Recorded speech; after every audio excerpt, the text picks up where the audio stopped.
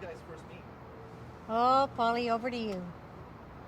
1981 or 82, I went to Calgary to close our office because it wasn't doing well. And the guys that were running that office said were going to Edmonton to have dinner with Grace Gilroy.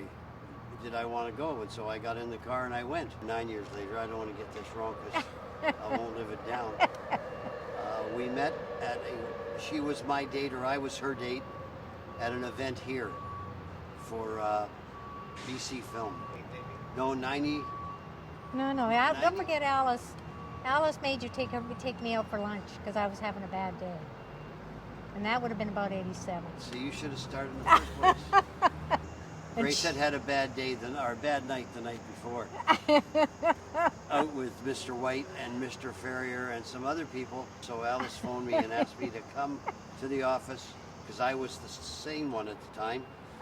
And I would take her out for lunch and let her vent. So I did. And I forgot about that, actually. What made you guys click so quickly? It took years. We were both short people. That's it, don't you think, Paul? Short? Yeah, short. Short. Yeah. If you're with somebody that's not in the business, it's very hard for them to understand the hours you put in and your lifestyle. Whereas if they're in the business, they've got the same lifestyle, so they understand it. Well, when I got here, it was totally different than Toronto. In Toronto, our big support industry was the commercial industry. And here, it was television series. So it was a totally different game. But in Toronto, there was at that time, when I left Toronto, there was a group of people that worked in commercials and that's all they did. And I think it's still that way now. Whereas here, when I came here, there was people that did both. Now, of course, there's people that just pretty much work on commercials. But the commercial business, it's stayed pretty much the same over the years. It hasn't sort of really lost or gained that much in BC. But what was the spirit coming out here that caught your Well, that's how Toronto started, with that same spirit. There used to be, I'll speak to the commercial industry, in the late 60s, early 70s, there was Robert Lawrence Productions morphed into Rabco morphed into Partners. But some of those guys, if they had equipment on their set that wasn't being used at the time, and because we didn't have a ton of it, if somebody else on that set over there or that show around the corner needed it, they'd just send it over, get the shot, and then send it back. There was a ton of camaraderie, and in the early days, I remember when I started, there was a ton of it.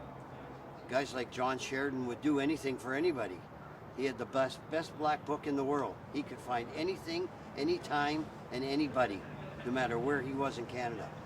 And he would share that, and he would help everybody. Everybody helped each other. Well, Ontario was doing more Canadian production, still the largest Canadian production center in Canada outside of Quebec, because they do mostly French production. But like if the American industry fell apart in British Columbia, we'd be in a lot of trouble.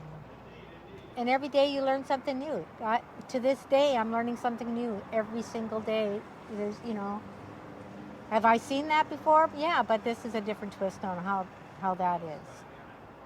I remember Jennifer 8. Jennifer 8, that was tough going too. I remember when Mr. White and I came to visit you and you were a basket case. We had to take you off set, actually, and calm you down. Well, I remember that. I'll never forget that. That was 89? 90, around there. 90, probably around 90. The tax scam era in that time, what's your take on that whole thing where the production originated in Ontario, the financing, and then they fell apart? I don't remember that part of it, the financing part, or... It decimated the industry, literally. Yeah, it decimated the industry as far as trust in Canadian production and trust in Canadian finance, right? I think that it took years to recover from that, to be able to trust Canadian financing structures.